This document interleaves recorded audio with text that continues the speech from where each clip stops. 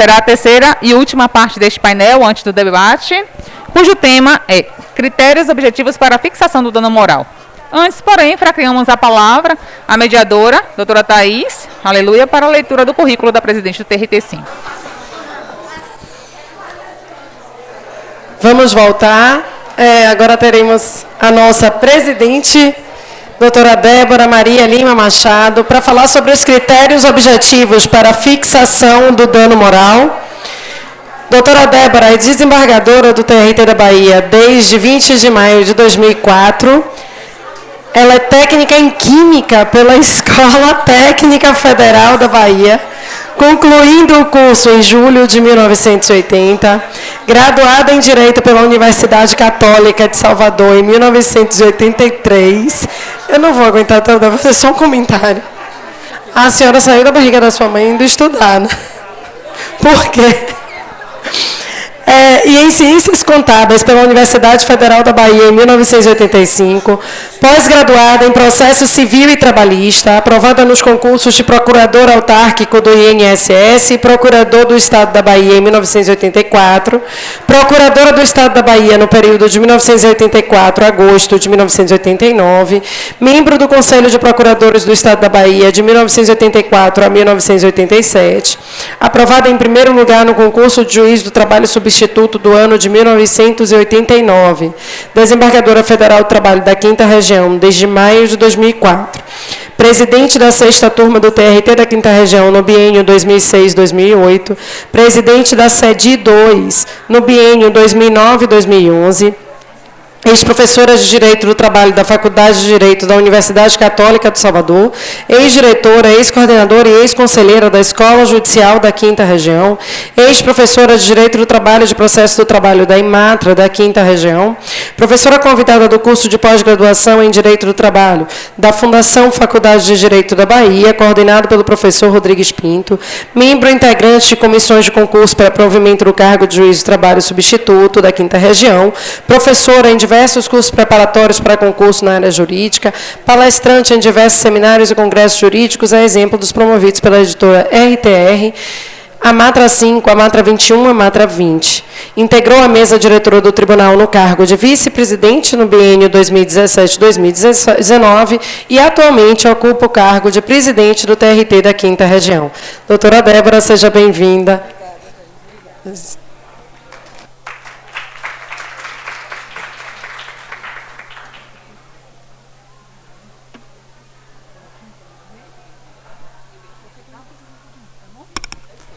Deixa eu chegar só um pouquinho para cá, porque eu vou acompanhando aqui. Ajuda? Não, já. Boa tarde, então, mais uma vez, a vocês. E vamos prosseguir aqui com esse painel, com esse tema que é tão instigante, né, e que tanto nos angustia na hora de decidir. E me colocaram, na verdade, com a incumbência de falar sobre critérios objetivos para a fixação do dano moral. É algo que, por si só, já se mostra extremamente difícil. Na forma como foi proposta a minha intervenção, a gente já verifica as dificuldades, né, desses critérios, considerando o que representa o dano moral, em que consiste o dano moral.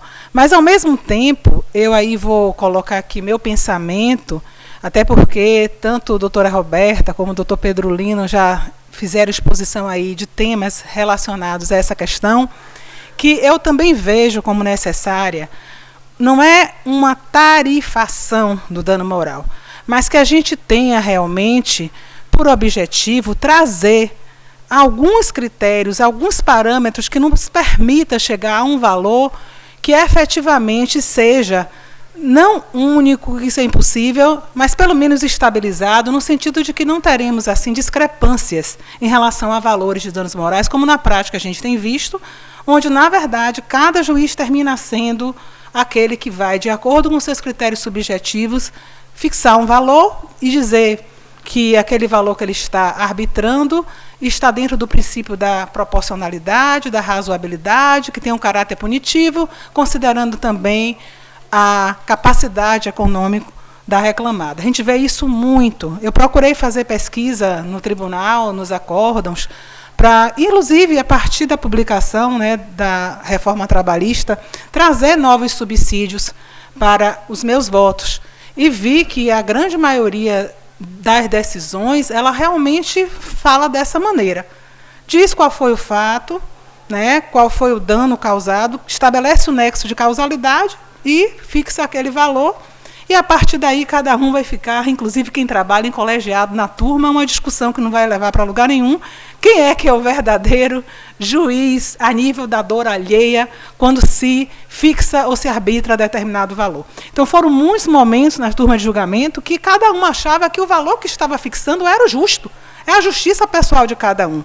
É aquela coisa de você entender que, eu entendo que é 5 mil, eu entendo que 5 é pouco, é 8 mil, eu entendo que é 10 mil, eu entendo que é 15, eu entendo que é 20, e sem uma maior fundamentação, sem um parâmetro de natureza legal para a gente fixar. É histórico, inclusive, naqueles que falam sobre questões atinentes aos danos morais, a situação na época que o ex-presidente Fernando Collor processou a revista Veja, por danos morais, diante de uma reportagem que foi publicada. Ele não era presidente na época, mas a revista, quando se reportou a um dos presidentes, chamou ele de corrupto. E aí ele ingressou com a ação. Na primeira instância, no Rio de Janeiro, ele perdeu, a ação foi julgada improcedente. No Tribunal de Justiça do Rio de Janeiro se fixou o valor em R$60 mil. Ele foi para o STJ, esse valor foi majorado para R$500 mil, e alguns ministros ficaram vencidos porque fixaram em 150. Aí o que seria a justiça aí para a fixação do dano? Não deferir 60 mil, deferir 500 mil, deferir 150 mil. Gente, isso gera uma insegurança para o jurisdicionado, isso gera uma jurisprudência lotérica, embora a gente saiba que, por mais que eu venha trazer aqui, e tente aqui conversar com vocês sobre esses critérios, que essa subjetividade, ela não vai nunca deixar de existir, porque a dor humana, ela não tem como você valorar com a fita métrica, não tem como valorar pesando, porque é algo que é intrínseco de cada um. Não é o fato de eu não fazer alarde por um sofrimento que eu passe que diferencia, na verdade, essa minha manifestação de ficar calada daquele que faz alarde, que briga, que chora. A dor humana é algo que é muito pessoal. Na verdade, já disse o poeta que cada um sabe a dor e a delícia de ser o que é. Né? Então, eu vou tentar aqui trazer esses critérios, mas logo falando que a gente não, em alguns deles, a gente não vai chegar a um denominador comum e a gente vai saber que alguns deles vão se apresentar como inócuos na prática, na hora de que formos fixar nos julgamentos o valor correspondente ao dano moral. Então, esse artigo 223G da CLT, ele foi inspirado diretamente, né, nos anacrônicos artigos 26, 51 e 53 da Lei de Imprensa. Anacrônicos, porque na cronologia já foram considerados inconstitucionais, porque traziam a tarifação. Então, se voltou, de certa forma, no tempo, para que esses artigos voltassem com uma nova roupagem, voltaram a ser inseridos no artigo 223G da CLT, no que se refere aos incisos do parágrafo 1º, que a gente vai ver daqui a pouco, desse artigo. Então, em relação aos primeiros incisos do artigo 223G da CLT, eu coloquei que o magistrado, todos nós sabemos, ao apreciar o pedido, ele deve considerar na fundamentação das suas decisões, ainda que de modo breve, o exame de cada uma das condições ou dos elementos de fato que estão indicados nesses incisos que nós vamos ver daqui a pouco, um a um, considerando, por óbvio, apenas aqueles que guardam pertinência lógica com o caso concreto. Porque, às vezes, você está julgando um caso, você vai chegar nos 12 incisos e vai ver que alguns deles não têm relação alguma com os fatos, então, evidentemente, você não vai precisar apreciar aquele inciso se ele não tem relação. Mas, a princípio, o inciso que tiver relação com o caso que se está julgando, ele deve ser mencionado como fundamento da decisão. Então, essa fundamentação ela é imprescindível, sob pena da gente ter decisões, como eu coloquei há pouco, em que cada juiz chega no seu modo pessoal do que acha que é equidade, ou como alguns autores chamam, como o próprio Dalegrave, o princípio da investidura fática, você se coloca no lugar do outro, mas ao se colocar no lugar do outro, você vai ter sentimento diferente do outro. Pode ser que o valor que você chegue se colocando no lugar do outro seja um valor bem menor do que aquilo que o outro espera. Então, não é tão simples assim. Evidentemente, a gente verifica situações, por exemplo, vou dar um caso que a gente julgou inúmeras vezes, de prendas que os empregados tinham de pagar em determinadas empresas quando eles não atingiam determinadas metas. Algumas prendas que podem parecer prendas inofensivas, para alguns e prendas que são totalmente desesperadoras para outros. Eu imagino, numa prenda, se me mandasse dançar, por exemplo, na boquinha da garrafa, eu morria antes de ir. Então, já tem outra pessoa que aquilo não é nada demais. Ou então fazer aquele corredor polonês para bater nas costas de quem está ali. Então, isso é muito pessoal. Então, a investidura fática pode até achar que aquele que está sofrendo está com presepada, está, entre aspas, com mimimi. Então, é muito difícil também. Se tem algo difícil para se decidir, é o dano moral. Porque a gente também sabe que a dor da gente não sai no jornal e que cada um sabe a delícia e a dor de ser o que é. Então, não é tão simples assim.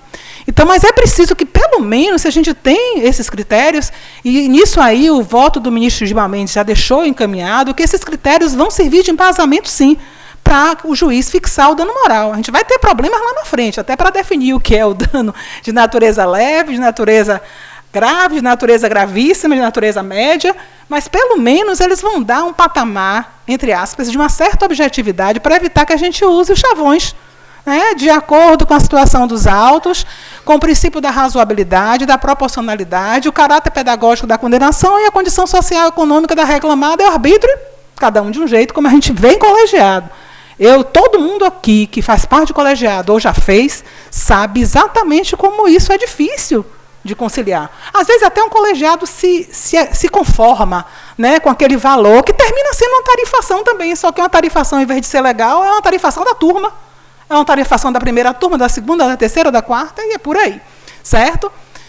Então, a gente vai considerar aqueles requisitos, a meu ver, né, que guardam pertinência lógica com o caso concreto, que são aplicáveis aos pedidos. Pedido de compensação por danos extrapatrimoniais, como a lei agora chama, ou danos morais e materiais, etc. E aí, para danos extrapatrimoniais devidos ao empregado, diante de ação por ele proposta em face do empregador, ou então do empregador, inclusive pessoa jurídica, em face do empregado. Hoje, há previsão expressa nesse sentido, que a regra vale para ambos, empregado e empregador. Então, ao apreciar o pedido, o que é que o artigo 223G diz? O juízo considerará. Eu vou fazer uma leitura deles, depois a gente vai pegar cada um e eu vou tentar, aos poucos, trazer realmente algumas considerações para que a gente possa raciocinar em cima do texto legal. Então, o primeiro inciso, a natureza do bem jurídico tutelado, a intensidade do sofrimento ou da humilhação, a possibilidade de superação física ou psicológica, os reflexos pessoais e sociais da ação ou da omissão, a extensão e a duração dos efeitos da ofensa, as condições em que ocorreu a ofensa ou prejuízo moral, o grau de dolo ou culpa, a ocorrência de retratação espontânea, o esforço efetivo para minimizar a ofensa, o perdão, tácito ou expresso, a situação social e econômica das partes envolvidas e o grau de publicidade da ofensa. Vamos agora trazer cada um desses incisos para que eu possa fazer uma breve exposição e a gente raciocinar em cima dos casos, inclusive, que nos são submetidos à apreciação e a arbitramento desse valor dos danos morais. Em relação ao inciso 1º, quando o inciso 1º do artigo 223, o inciso 1º do artigo 223G fala na natureza do bem jurídico tutelado, a gente atrela primeiro ao 223C, que diz que as pessoas físicas, os bens juridicamente tutelados são, para as pessoas físicas, a honra, a imagem, a intimidade, a liberdade de ação, a autoestima, a sexualidade, a saúde, o lazer e a integridade. Então, o artigo 223C diz quais são, na verdade, esses bens juridicamente tutelados para a pessoa física. E no 223D fala que, no caso de pessoa jurídica, são bens juridicamente tutelados a imagem, a marca, o nome, o segredo empresarial e o sigilo da correspondência. Primeira coisa que eu quero pontuar é que esse rol não é exaustivo, jamais pode ser exaustivo. Se nós estamos tendo relações sociais dinâmicas em que determinados valores que antes sequer eram compreendidos ou entendidos, a gente vê cada vez mais, pelo menos é o que se espera de uma sociedade civilizada, que novos valores sejam incluídos como bens juridicamente tutelados. Então, seria estagnar no tempo, seria não permitir que uma sociedade melhore, do ponto de vista de ser uma sociedade com valores que venham realmente a fazer valer o macro princípio do valor social do trabalho, da dignidade da pessoa humana, a gente simplesmente dizer que apenas esses bens são juridicamente tutelados e que esse rol aí seria um rol exaustivo e não meramente exemplificativo, ou que permita que a gente traga outras situações. Por quê? Também são tuteláveis como direitos extrapatrimoniais da pessoa física nas relações de trabalho, que é a privacidade, a autoestima profissional, a identidade cultural, o sigilo de correspondência de dados, informações pessoais, etc. E o impacto desses fenômenos nas relações sociais e de trabalho. A gente está hoje, vamos ter inclusive uma palestra na Semana Institucional, e é algo que eu tenho muito interesse, inclusive já estou inscrita em um curso e um congresso sobre esse assunto, porque o fato de eu estar na gestão é o seguinte: primeiro, porque existe uma responsabilidade minha em relação a tudo que eu faço em nome do tribunal. E segundo, porque é algo que hoje existe de mais moderno e a gente quer realmente compreender para saber até onde pode ir sem cometer um ilícito. Então, hoje, com a Lei Geral de Proteção de Dados, a gente pensa que é uma coisa simples, essa questão relacionada aos dados pessoais, né, seja do empregado, seja do empregador, é algo que foi alçado, né, como direito constitucional, e a gente sabe que nem sempre as pessoas que estão lidando com isso são pessoas que estão já preparadas, considerando até a novidade, de certa forma, e a falta de regulamentação ainda. Vai ter um evento em São Paulo para elaboração de enunciados que vão ser encaminhados sobre esse tema para a regulamentação da LGPD, que a partir dali, aqueles enunciados, se forem aprovados, vão ser encaminhados para que se possa ter como parâmetro essa regulamentação. E hoje eu tenho, na verdade, à frente desse projeto, desse estudo, eu também faço questão de participar dessas aulas. Aqui são aulas online, mas em tempo real, o curso que eu me inscrevi. A doutora Marília fez um da ENAMAT, esse da ENAMAT eu não pude fazer, quero participar desse seminário, quero inclusive ver se eu consigo levar enunciados para aprovação nesse evento, porque é super importante a gente saber até onde a gente pode ir, né? Até onde é um direito à informação, até onde diz respeito a um dado que a gente pode expor, pela questão, inclusive, de que você não pode estar em determinadas situações sonegando informações, mas tem que saber também o limite disso. Isso é muito importante. Isso lá na frente, tenham certeza que vão ter muitos casos, muitos processos envolvendo esse tema referente à LGPD. Então, em relação ao inciso 2, né, deixa eu ver se eu tenho mais alguma coisa para acrescentar aqui. Não. Então, em relação ao inciso 2, que fala da intensidade do sofrimento ou da humilhação, aí é mais do que complicado se falar em objetividade disso.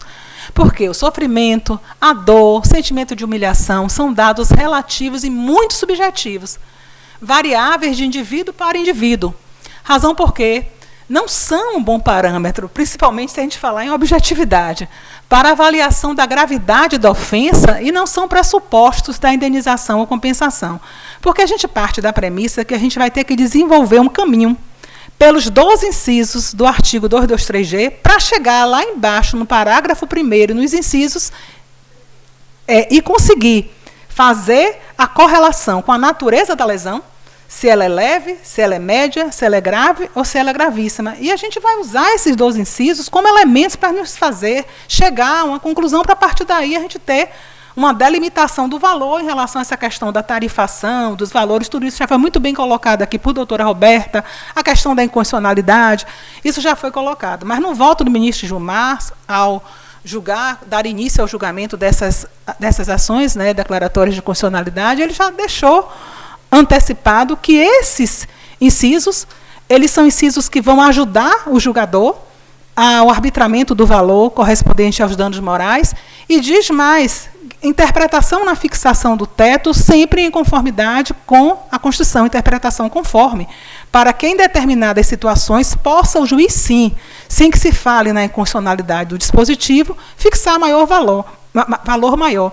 Inclusive, vários tribunais chegaram a julgar incidentes de arguição de constitucionalidade em relação a esse dispositivo e formaram um precedente no sentido de que ele é inconstitucional.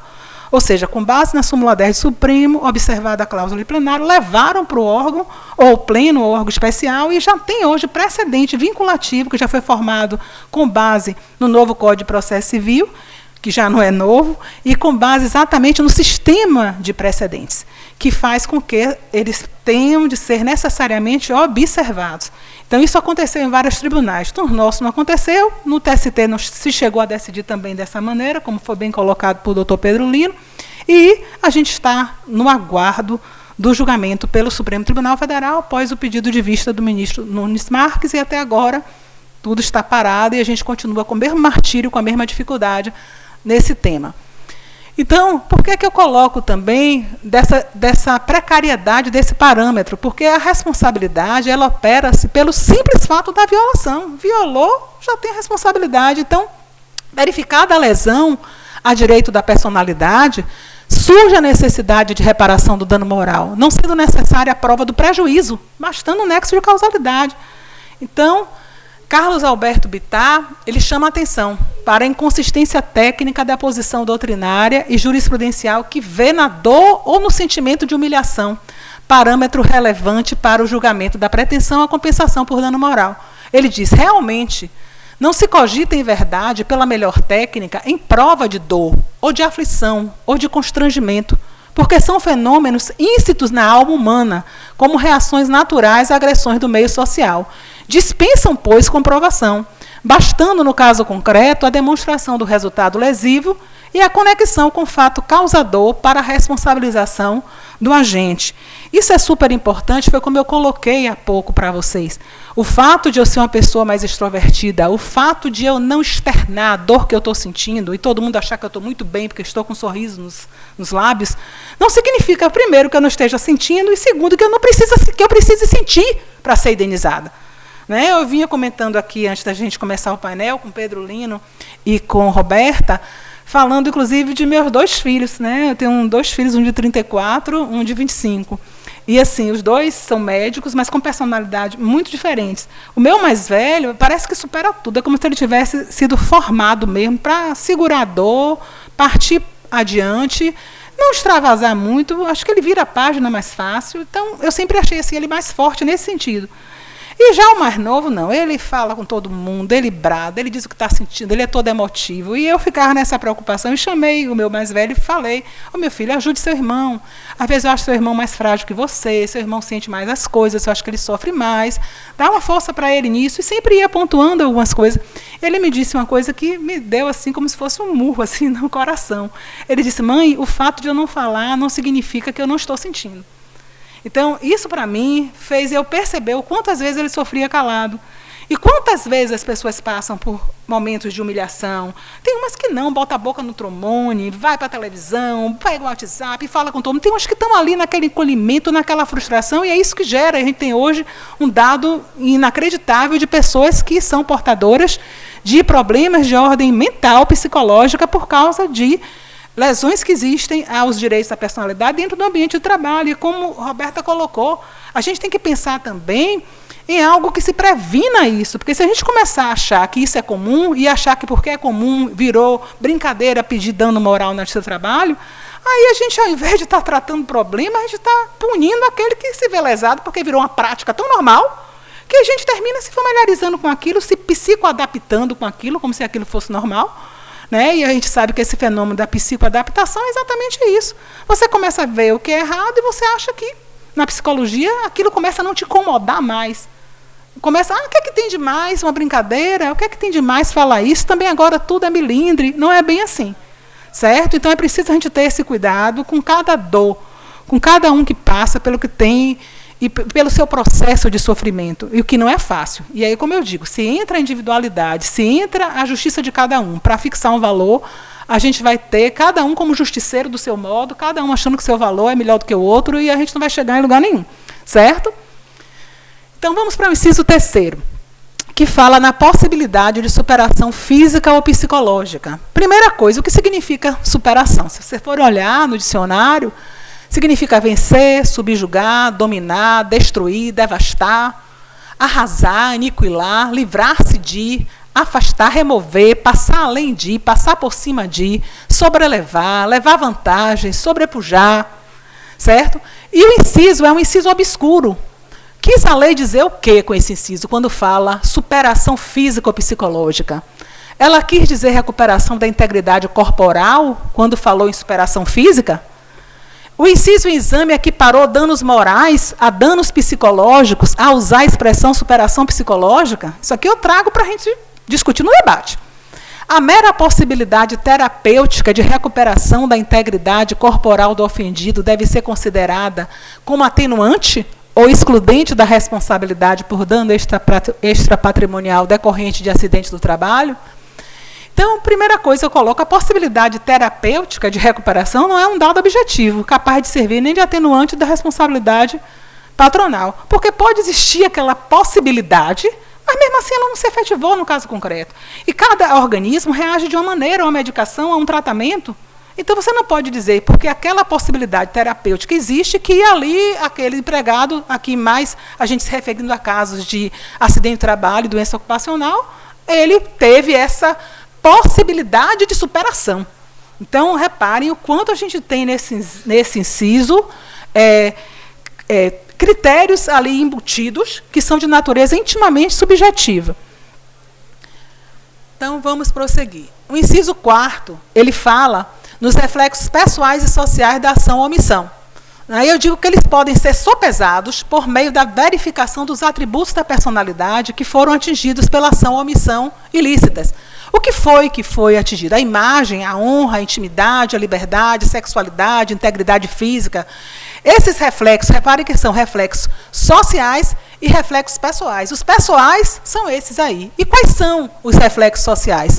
Dizem respeito ao grau de exposição do ofendido, o estigma social gerado pela ofensa, as limitações efetivas de integração e aceitação social da vítima na comunidade a qual pertence, a segregação resultante, a perda da honorabilidade social e profissional ou da credibilidade.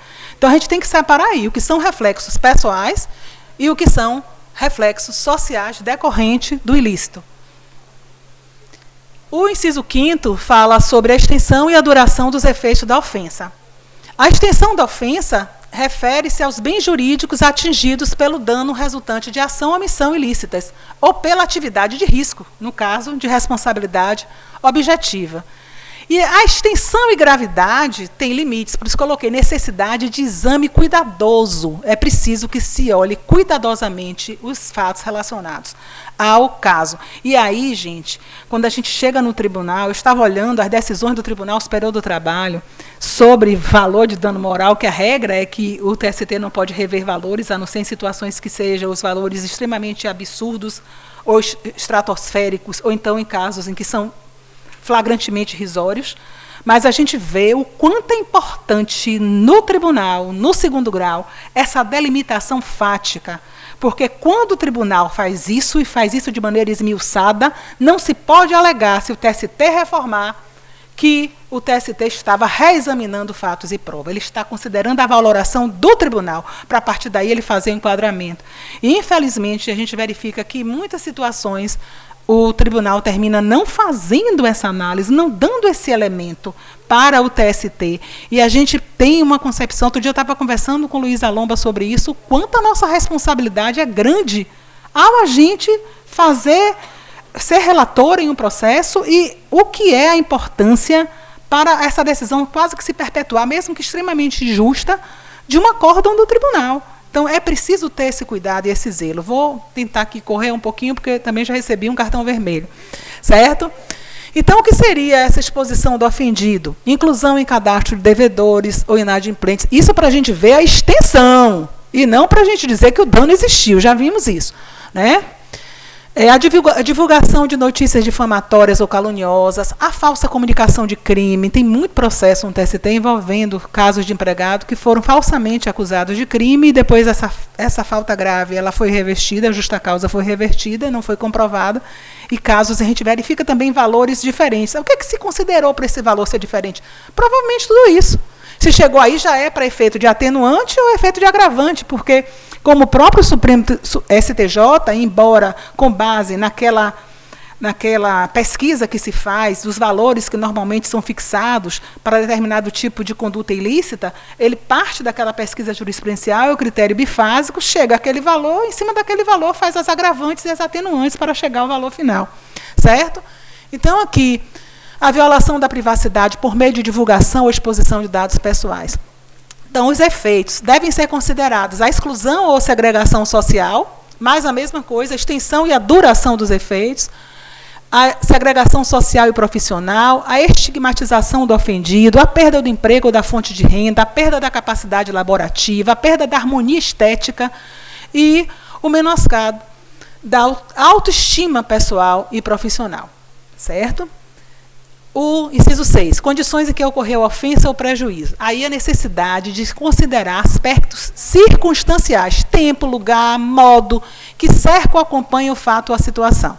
Então, deve ser considerado grau de publicidade, idade da vítima, profissão da vítima, adequação e inadequação dos métodos e processos produtivos. Tudo isso a gente tem que colocar para dizer, até para depois, principalmente quando você está sustentando um voto no julgamento, o advogado diz, mas naquele caso tal, a turma fixou valor X e agora está fixando valor Y. E os casos são análogos. É preciso que se faça essa diferença, que justifique, não você chegar com bordão também, cada caso é um caso.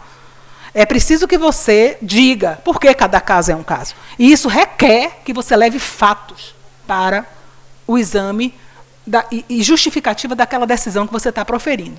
Porque a gente ouve muito isso, cada caso é um caso e aquele valor ser colocado, às vezes, sem um critério maior. Certo?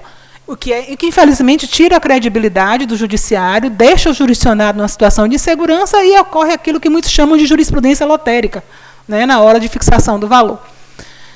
Então, diz aqui o grau, a idade da vítima, a profissão, a adequação e inadequação dos métodos dos processos produtivos, a existência, a adequação e disponibilidade dos equipamentos de proteção individual e coletiva, a conexão do fato em exame com outros fatos, envolvendo outros trabalhadores da mesma natureza, indicando a existência de métodos de gestão que incorporam práticas de assédio moral ou de ataques à dignidade pessoal e ou profissional do empregado.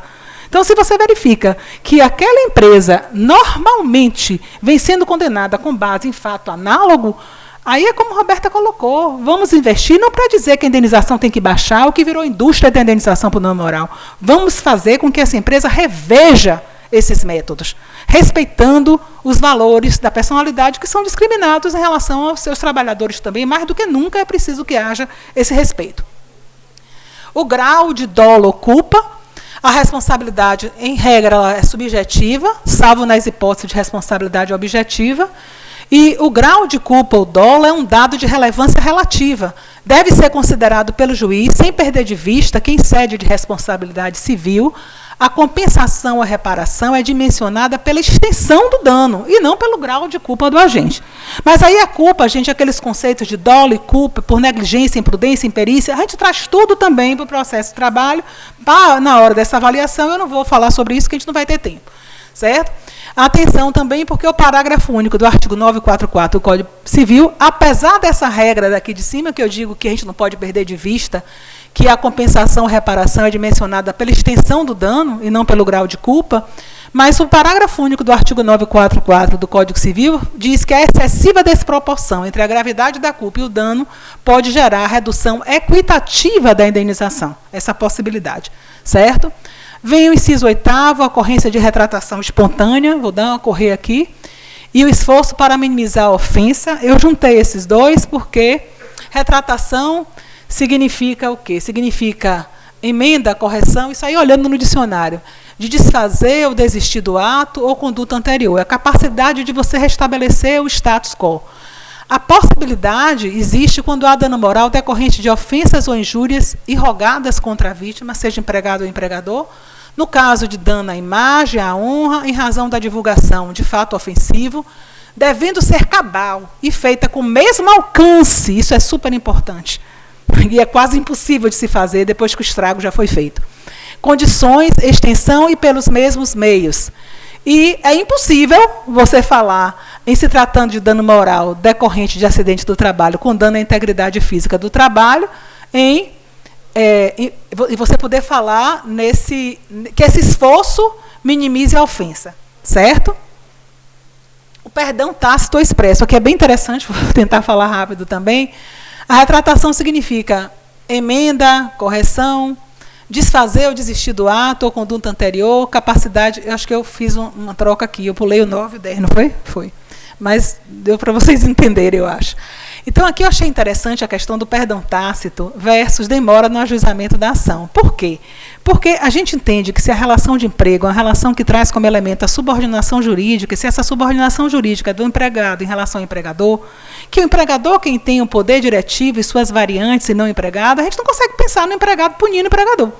Então, o perdão do empregado tácito ou expresso, na verdade, quem não pode punir, não pode perdoar. Certo?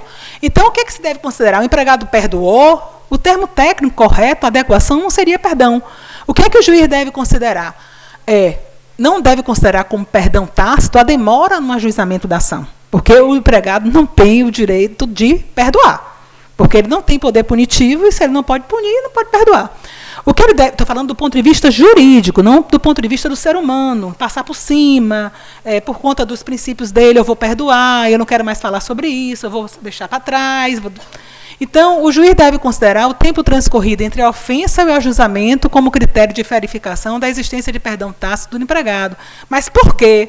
Sendo a ofensa um fato que ficou no passado, não é que ele perdoou, o tempo transcorrido implica o esvaziamento do sentido ofensivo da ação ou omissão ilícitas, fazendo a redução do valor a ser arbitrado ou mesmo absolvendo o empregador. Por isso, mas não porque o empregado perdoou.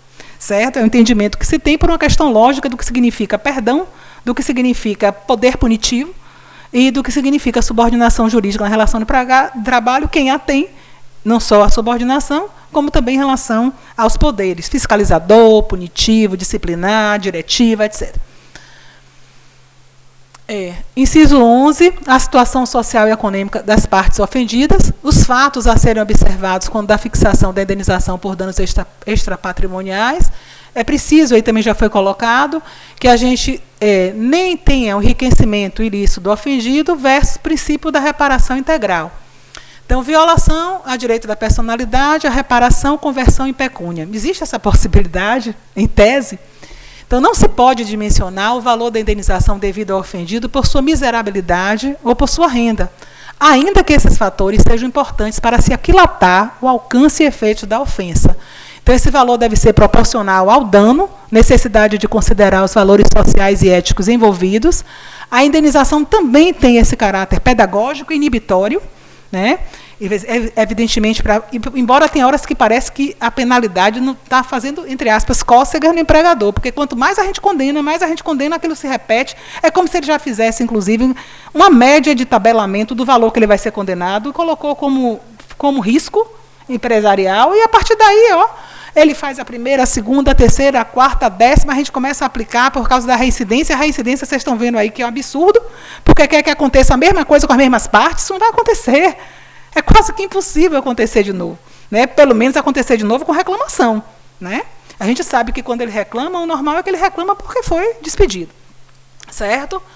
E o inciso 12, o grau de publicidade da ofensa. Então, extensão e duração dos efeitos, na verdade, e as condições em que ocorreu a ofensa. Esse inciso 12 está relacionado com esses dois incisos, o inciso 5º e o inciso 6º. Então, esse grau de publicidade da ofensa tem relevância nos casos de ataque à imagem ou à honra, seja de pessoa física ou jurídica, deve ser considerado pelo juízo no julgamento da demanda. Violação a direito da personalidade, reparação, conversão em pecúnia, possibilidade. E, finalmente, eu não vou entrar mais em detalhes sobre isso, porque isso aí já não envolve mais critério objetivo, já envolve validade ou não, constitucionalidade ou não desse critério, que é, primeiro, a dificuldade da gente fixar essa lesão, né, o que é a natureza leve, média, grave ou gravíssima da lesão. A partir daí, a gente parte para o valor. O arbitramento do valor, a gente já viu que, a princípio, o que vai acontecer é que o Supremo vai entender que esse valor vai até servir como balizamento, mas ele pode ser ultrapassado, sempre com fundamentação exaustiva, sempre se expondo por que aquilo está sendo feito, para que a gente não seja desmoralizado com decisões onde a gente coloca o fundamento único, proporcionalidade, razoabilidade, caráter pedagógico, então vá dizendo, a vítima tinha idade tal, essa ofensa perdurou por tanto tempo, porque durante todo o período do vínculo ele sofreu isso. Então, quando no caso de acidente, era uma pessoa nova, o empregado era novo, a idade era tal, aconteceu isso, o empregador não deu socorro, o empregador...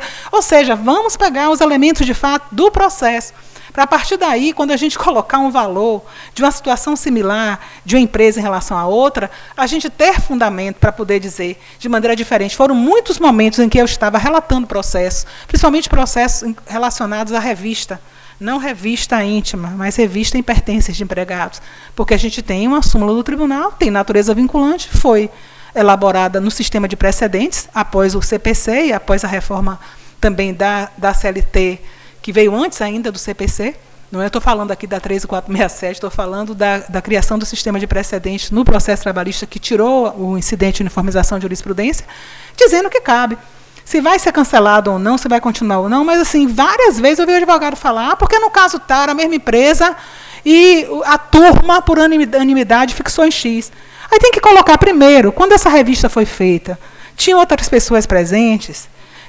Essa revista foi feita de maneira que se expôs demasiadamente o empregado. Nessa revista se encontrou alguma coisa particular, individualizada, que colocou que ele ficasse com constrangimento ainda maior. Se a gente coloca isso, a gente pode justificar, porque naquele caso o tempo de serviço ali passou 5 anos trabalhando. Durante 5 anos ele submeteu a revista, o outro passou 3 meses. É preciso que esses fatos sejam colocados, sob pena a gente ter uma decisão sem fundamentação, que só faz envergonhar o judiciário, só faz com que o jurisdicionado perca a credibilidade pelo judiciário e também faça com que a gente tenha na prática diversos casos que são, alguns deles, chamados até de maneira adequada de jurisprudência lotérica realmente. Certo? E para finalizar esses 2 parágrafos, acabei meu tempo já, Flávia? 5 minutos, pronto. Eu passei tanto no tempo quando eu falei aqui com vocês que agora eu estou cuidadosa.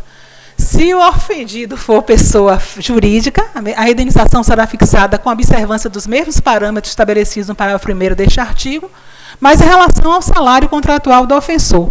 E o parágrafo 3º é absurdos também.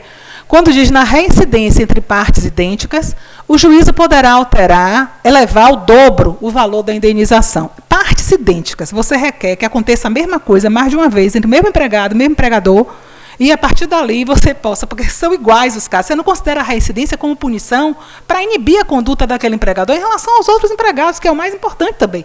Porque dificilmente, raramente, quase que impossivelmente, não vou falar impossível, a gente vai ter essa situação de ser realmente as mesmas partes, com as mesmas circunstâncias, e os mesmos fatos, tudo idêntico. A palavra idêntica já é quase, né, já assombra a gente. Para a gente encontrar caso idêntico é muito difícil. Quando é matéria de direito, meio normal, mas de fato fica meio complicado.